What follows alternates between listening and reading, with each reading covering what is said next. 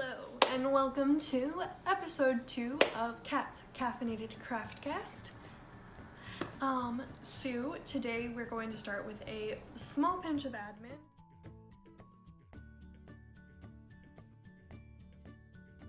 Which is, I am well aware that you literally just, I took a whole ass week to edit episode 1. And then didn't even do all of the things I wanted to do for it. I didn't actually insert any of the pictures.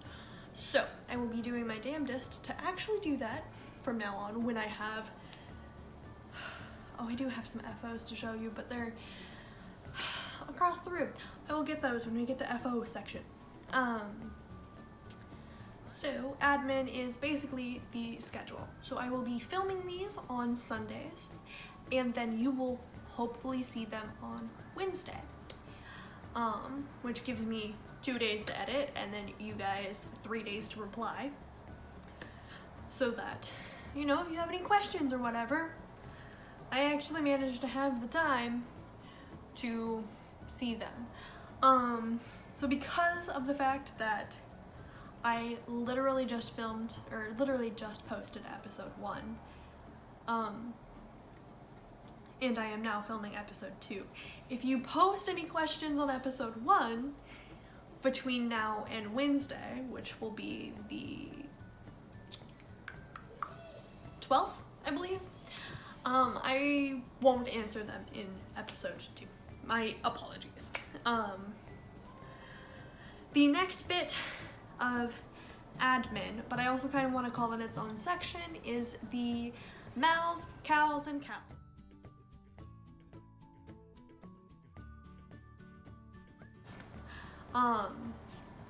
So make-alongs, knit-alongs, and crochet-alongs. There are quite a few really good ones going on right now, that I am partially participating in, the Wolf Bayou top, and then plan on participating in as soon as they open. So the first one is not up yet. She hasn't even started the threads on her Ravelry, but it is the Pisces season make-along, hosted by Kalisha Ryan, or Quirky Monday Craftcast, or Nadira Tani. And I may have the wrong dates for this. I just wrote down Pisces season, and she may be hosting them for different dates. So any of these dates I tell you, do go check the host's dates, because I might be wrong. Okay, so February 19th through March 19th, and so the criteria are either A, Pisces colors, or B, Pisces theme. And Pisces colors are watery colors, and then Pisces themes are watery themes. So when we get to maker plans, I will show you my plans that go along with the Pisces theme.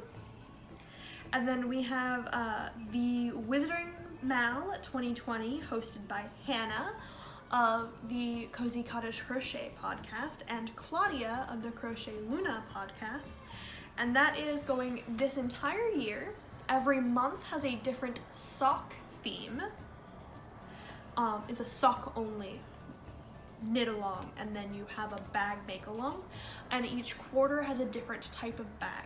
So it's basically trying to get us knitters to sew. I started with sewing. I would be participating in the bag portion if I had a sewing machine. Quarter 1's bag theme is a drawstring bag, which I feel pretty safe hand stitching, but quarter 2, I believe, is where they do the inset zippers, and I hate hand sewing zippers. Hand sewing zippers makes me lose my will to live. So I'd much prefer having a machine for that, and I do not yet have a machine, and don't believe I will have a machine by April through June, so on and so forth. So check their Ravelry pages for that. I believe Claudia is hosting the chatter thread and Hannah is hosting the FO thread. And then we have 2 more from Hannah. So Year of Classics, and that's this whole year, and the intent behind that one is for you to knit or crochet items that will actually work for your wardrobe. Small accessories don't count, so cowls, hats, mittens, gloves, socks don't count for this one. If you're making socks, go to the Wizarding Mail and see if you can work into the theme. Like February's theme is always, I'm knitting my fiance a pair of socks. I've known him since I was 4. Always. But like, Wolf Bayou fits into Year of Classics because it's a very lightweight sport tank top. I live in Florida. It makes sense for me to be knitting a lighter weight yarn tank top. And then we have the Mission Impossible Mal, also Dearest Hannah. And that one is any project that you think is way too big. Like Kalisha's project for the Mission Impossible is the, oh goodness, I forgot what the name of it is. But the night sky, Celestarium, that shawl. It's a big circle shawl. You start in the middle and you're putting beads in, and then when you finish it, you embroider between the beads to connect the dots for the constellations. And first of all, it's giving me serious knit envy because holy crap, I want to make one too. But I also don't want to copy. Like, it's so weird. Like, the knitting and crocheting community is so weird because, like, you don't want to copy anyone, but then you see someone making something and you want to make it that way. Like Vulenvine, she just finished her Soldotna top, and I adore the way it is, but I know that those colors would be way too earthy for my color palette. Everything is hot pink. Everything is pink, so I would have to make, you know, a pinky purple one, maybe a white creamy one to fit into my wardrobe. Also, I think that a DK weight short sleeve sweater would not exactly be good for my wardrobe.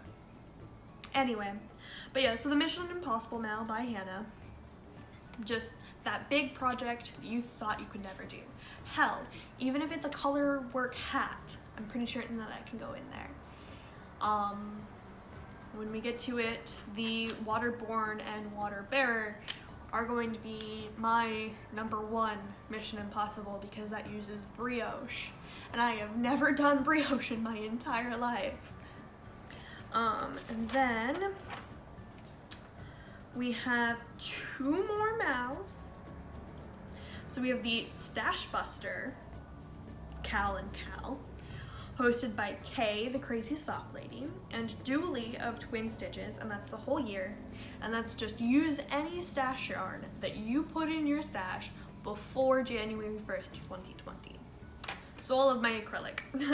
And then we have the Retro Mal from Ellie of Craft House Magic, and that is January to March, so we're about halfway through that one.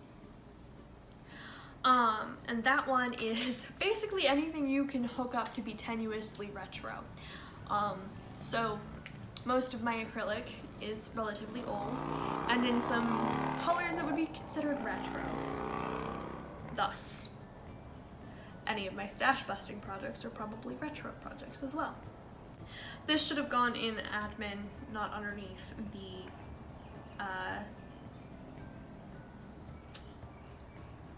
I don't know. This one is, I don't know. I'm gonna call this one Community Alerts.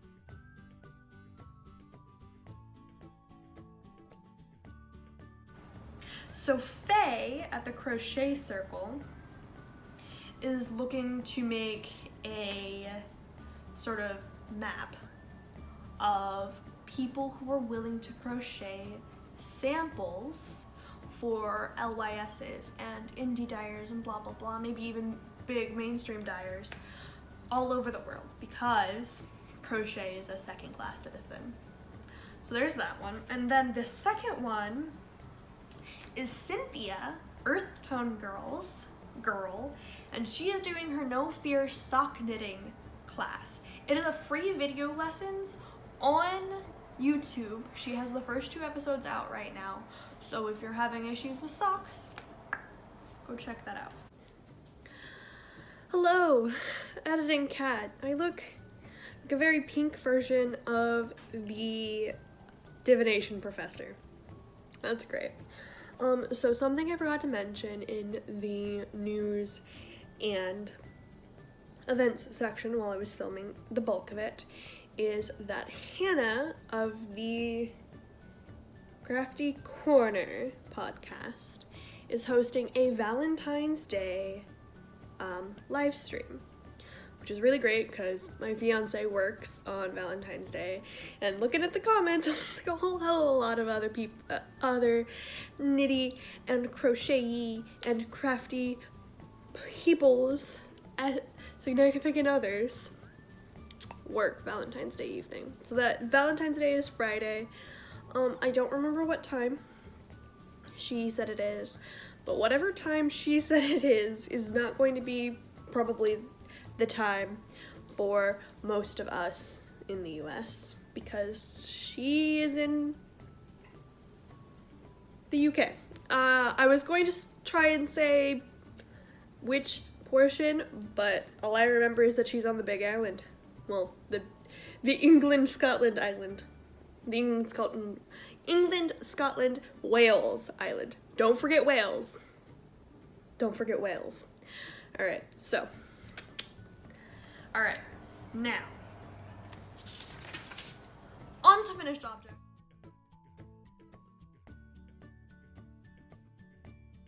Which I need to go grab. So even though it's been a week since I last showed you, this is all I've got, finished object wise. I have my grandmother's little granny square project binders. So this was like back when I joined Ravelry in like 2015, 2014. This was one of the more like the hotter sort of crochet projects I saw a lot of, and it was a granny square bottom and then just a regular stitched up, hooked up body. And it was a project binder. I think they made them somewhere in between these two. And you just stuck the tail of your skein out middle of the granny square, and ta-da! So I made her 2 sizes. I am genuinely half tempted to keep these because I did use yarn that I absolutely adore out of my stash. But even if she doesn't use them as project binders, I know that she will use them in some way. And then, because I was doing some color management, because you can't quite tell on the bigger one, but most of the colors only went for 4 rows. So, with what I had left after this one, this deep dark brown would have done 8 rows. I think it did. The reason why I only have these as finished objects is because I frogged this one 15 or 16 times trying to get it just right. This one is still not even really right. I like the way this one is a bit better because you open it up and it kind of sits open like a bowl. This one doesn't really do that, and I think that's because I just made it so tall. But I feel like the tallness makes it a little bit more versatile for other things if she has gotten to the point where her arthritis is too bad for her to crochet particularly often. So this one's a 5 repeat granny square, and this one's a 3. So I'm hoping that if I try a 4, it'll be both the perfect sort of base size, and then like the height of it will be just right. Anyway, so that's why I only have these 2, and then this, I clipped, you can see an end poking out, I need to weave that back in. I clipped the brown after it did, the dark brown after it did 4 rows, and then I clipped the light brown after it did 4 rows, and went in with the white. So all of these,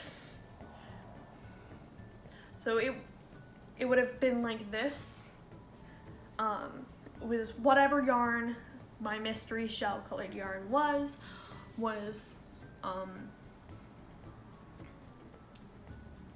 an inverted pattern. I don't remember the word or the type of color repeat. But I just used the extra yarn from that to make myself a little crochet pot holder coaster thing. The colors do look a bit different, and that is because I used this as the like little, you know, when you boil a jar and you don't want the glass right on the bottom of the pan, I used this as that pretty much as soon as I was done with it.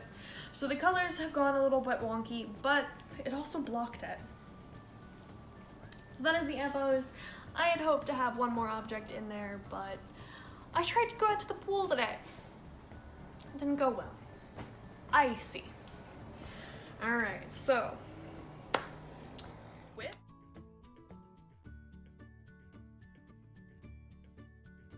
we're gonna start with the Wolf Bayou top. So that is, this marker is marking where I think I last showed it. I forgot to put a marker in it before I kept going. Oops. So I just had to watch it back and hope that I got the right spot. Maybe it was a little bit higher than that when I last showed it to you, but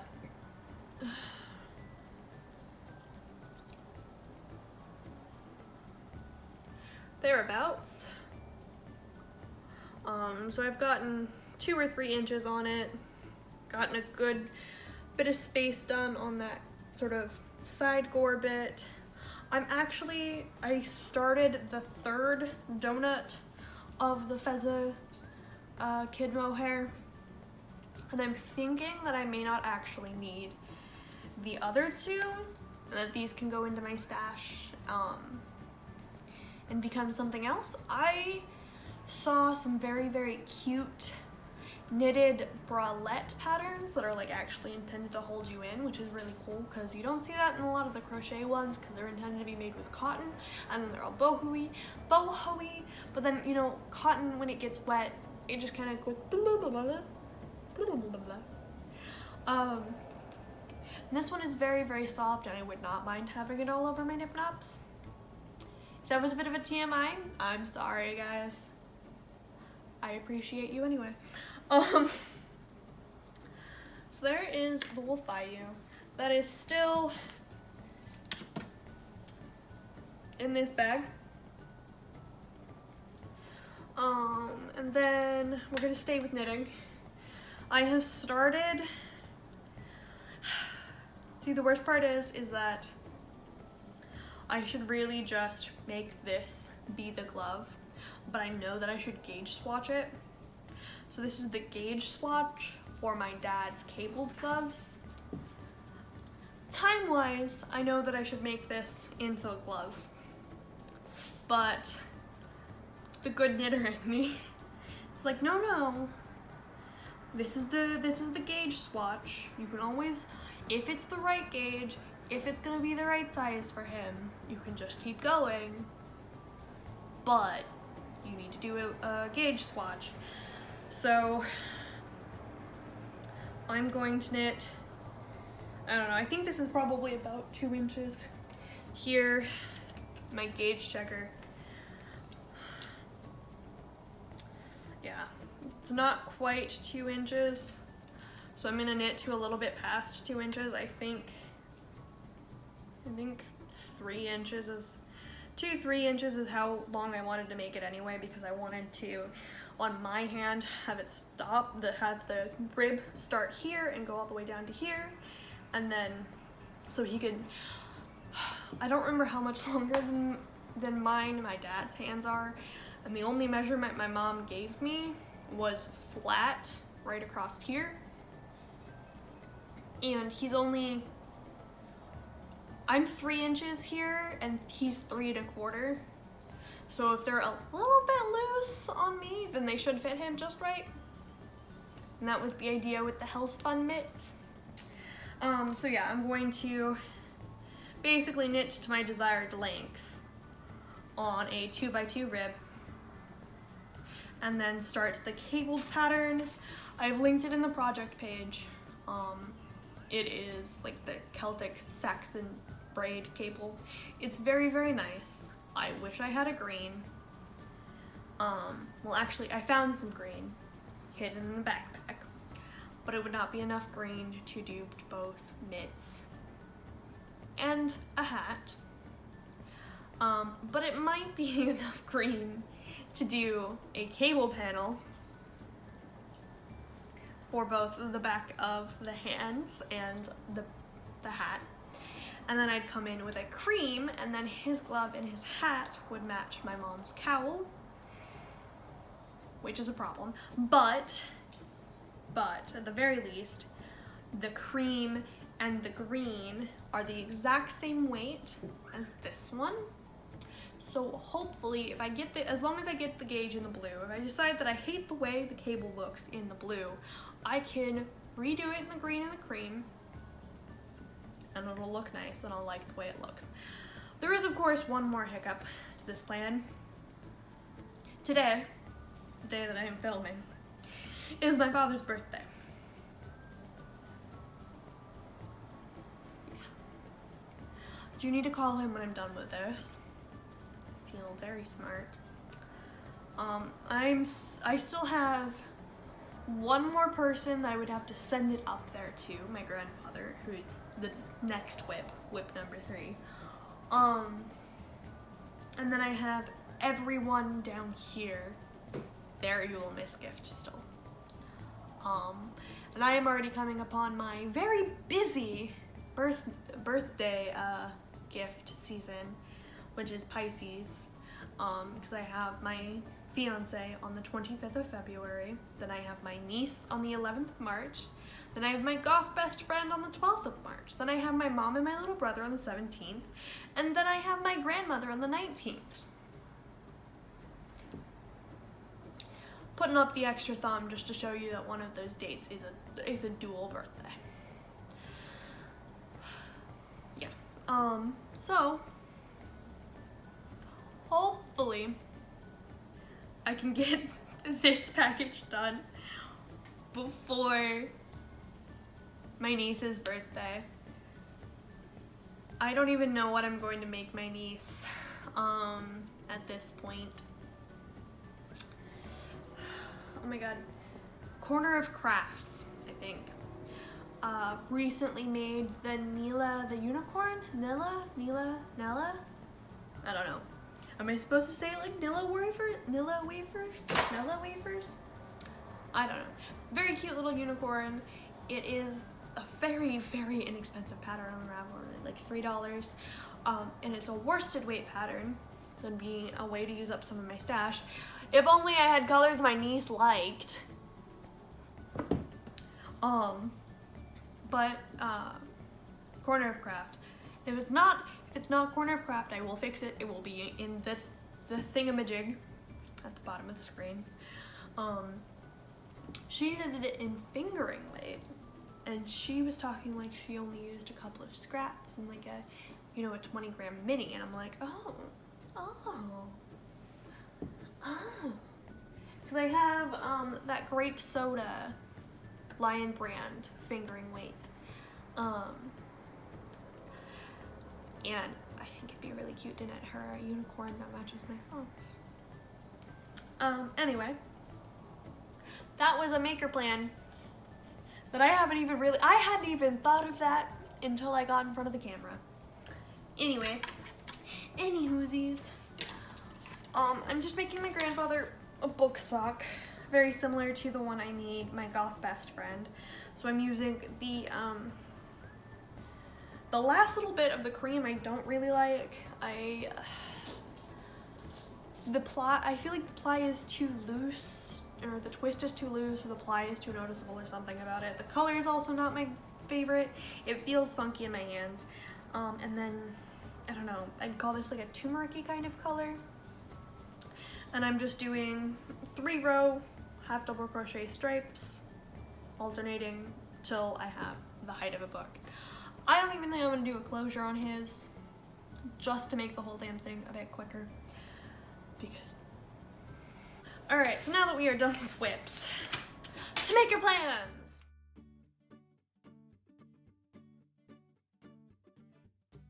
Alright, so we have this, which I have 4 hanks of. I was talking about it last time. So I looked at both the yardage I have here and the yardage required for the water bearer cardigan by name I am not remembering right now. First of all, ridiculous size range, ridiculous. And then the fact that she bothered to also write a companion pattern for water bearer, waterborne, which is a like ear wrap thing, not necessarily a classic or a practical thing for me. But you know, it does occasionally get a bit windy here, so we'll let it slide. But I think I can get away with a cropped DK weight cardigan being a practical item for me.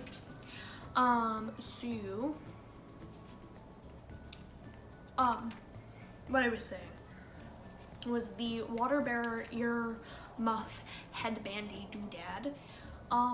It's 3 patterns in one, teaching you how to do brioche and then teaching you how to do the brioche for the pattern. So my plan for that is to buy the waterborne pattern, make the first 2 in just some stash acrylic, and then to make the one that matches the cardigan in hydropower, and then to make the cardigan so I have the matching little headband and the cardigan. Hopefully the yardage works out for that. She has it both for cropped and then a longer one. Ultimately, I wanted a much longer, like sort of knee length or even longer than that sort of duster cardigan, but then I realized that that may be an inappropriate length for a DK weight yarn to really be a practical item for me to wear. So I'm gonna make the cropped version. I don't remember if she has different sleeve lengths, but I may make it 3/4 or half, depending. So my phone died, and I think I was talking for at least half an hour to myself while staring at the camera of my phone. So, I think I had the clip I have that my phone saved was right up to where I mentioned the sleeve length on the water bearer. So yeah, just depending on yarn, I'm fairly certain I will have enough yardage to make my size and make the full length sleeve and the crop, maybe even alongside the longer size. We'll see when we get there, along with the matching waterborne sort of finger ear muff thingy. Yeah, and that one, oh god, I didn't even check to see what if I told you what Mal's like going to be, but it's going to be Pisces season, Mission Impossible, and Year of Classics. Then we moved on to the Orion beanie by Kalisha. And I'm going to make that in either a black yarn with a white speckle or a burgundy cotton.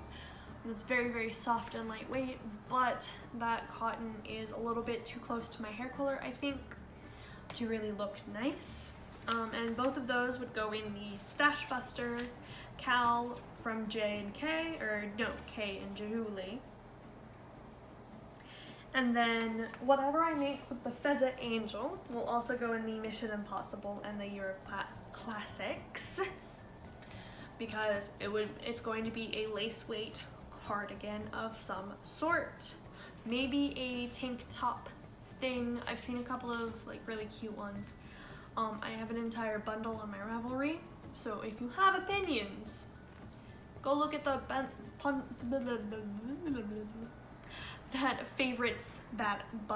pattern bundle that I've made up, and tell me what you think.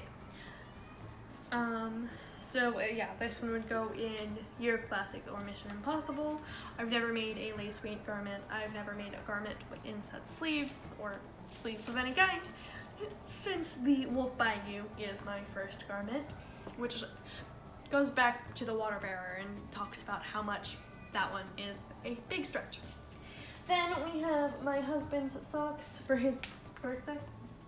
Excuse me. In the blue Riot colorway of the Infusion hand paints. I'm going to be using, I believe, Ribbed for him, which is a DK weight sock pattern. I don't remember if that one's a toe up or a cuff down. Either way, I have it divided into two little cakes already. And this one goes into the Pisces season and Claudia and Hannah's Wizarding Mal, because they're socks for my husband. And February's theme is always. Then we go into ones for the Stash Buster and tentatively the Retro Mal, which are some just crochet basket tote things to fit in here for when I get my other two, for if I need like a project bin around the house, and then cat mats, because as I was taking pictures of my little brother's blanket, which I've called Wentworth's Monster in sort of a Frankenstein's monster tribute, both of them came over and laid on it and got in the way of me taking pictures. He thinks it's his. He apparently cannot wait for me to make his own.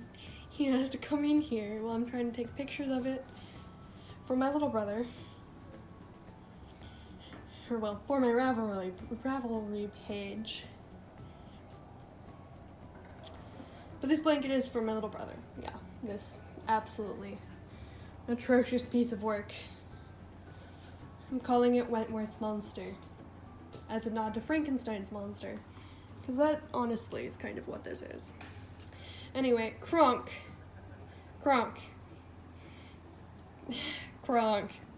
Yes, I know, Mommy will make you a blanket soon.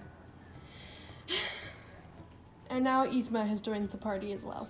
Alright, gotta pick this up now. I believe one of the Ravelry pictures I have up has Kronk, my boy cat, on it. So I'm going to be making them mattes that are essentially the same, but I'm going to be making sure that I make them in blues and creams to match the house. And then whatever else is there, I will be using to make ones to donate to local shelters. Pardon me. I have my phone plugged into my laptop and then my laptop plugged into the wall, using my laptop kind of as an extension cord to keep my phone charging. So yeah, there's that. And then those fit in the Stash Buster, the Retro, because old yarn, and then also kind of a lot of, if you go look at my Ravelry page and you look at my stash, there is worsted acrylic Mystery Mountain. A lot of those are sort of orangey colors, very, very retro-y colors. And then I have two things to try.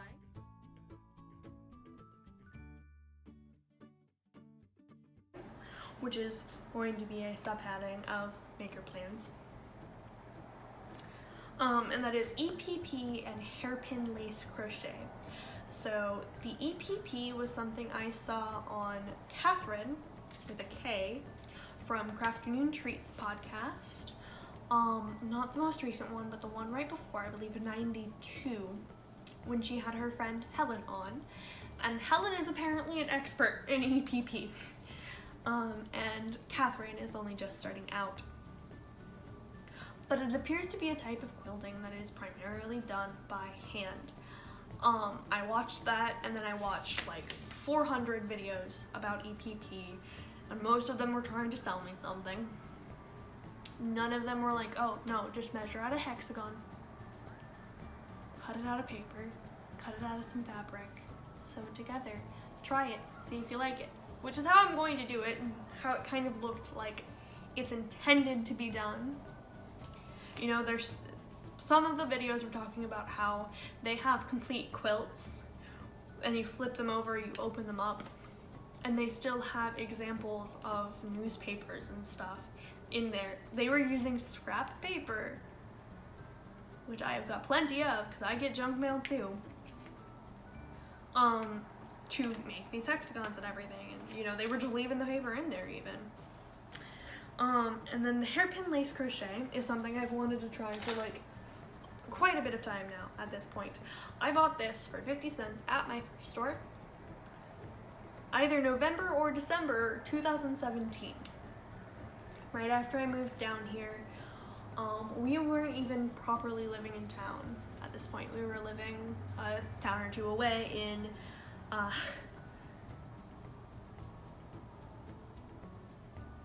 Palatka.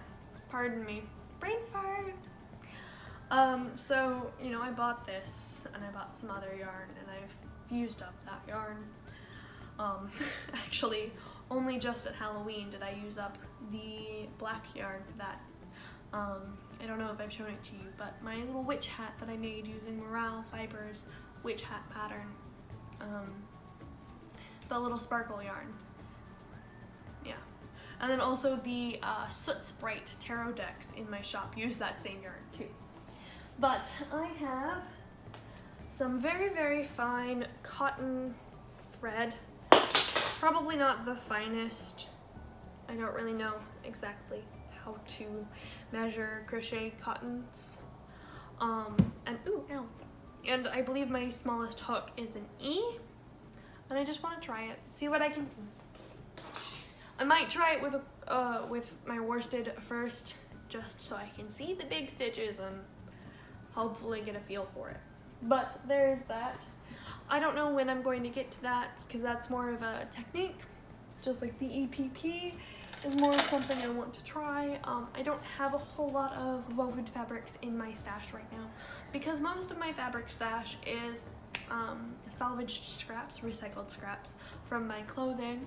And if you know anything about fashion these days, especially fashion aimed at late teens and early 20-somethings, none of it is made out of non-stretchy fabric. So there's that. And then Stashquisitions.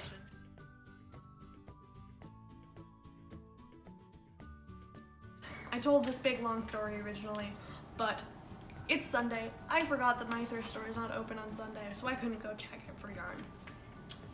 But I did manage to make myself some progress keepers out of old keychains and old necklaces. So I just, you know, some of them I took the O-rings that were holding them onto the keychain or holding them onto the necklace.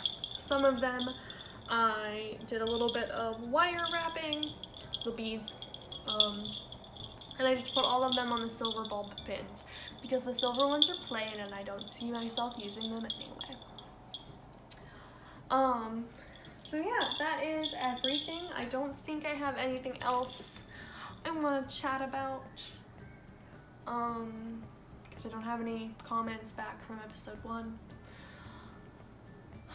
So yeah, thank you guys so much for watching. I appreciate you so much. Have a lovely evening. I'm sorry if it's very dark. I will try to start filming this earlier in the day next week.